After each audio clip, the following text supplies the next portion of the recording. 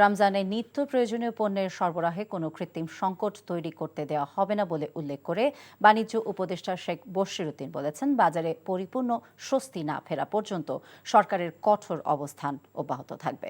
দুপুরে চট্টগ্রাম সার্কিট হাউসে বাজার পরিস্থিতি, টিসিবির পণ্য বিতরণের সার্বিক কার্যক্রম এবং দ্রব্যমূল্য বিষয়ে মতবিনিময়ের সভা শেষে তিনি সাংবাদিকদেরকে এসব কথা বলেন। ইতোমধ্যেই রমজানের বিভিন্ন পণ্যের আমদানি শুল্ক কমানো হয়েছে উল্লেখ করে বাজারে পরিপূর্ণ স্বস্তি আসবে বলে জানান বাণিজ্য উপদেষ্টা।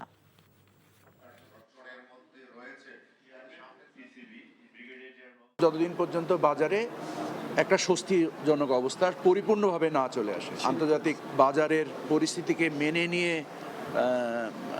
আমরা এটাকে সহনশীল করার জন্য, আপনারা জানেন যে সামগ্রিকভাবে জাতীয় রাজস্ব বোর্ডের সহায়তায় আমরা বিভিন্ন পণ্যের শুল্ক কর হ্রাস করেছি।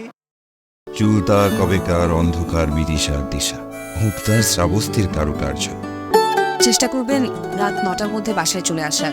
মেইন গেটে তালা লাগিয়ে দেওয়া হয়। প্রতিদিন কি তড়িঘড়ি করে বাড়িতে ফেরা সম্ভব?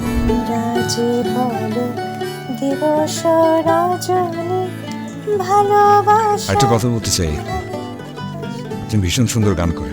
প্রেম পেরোলো অনেকগুলো মাস, ভালোবাসা মেখে আজ তুই অভ্যাস।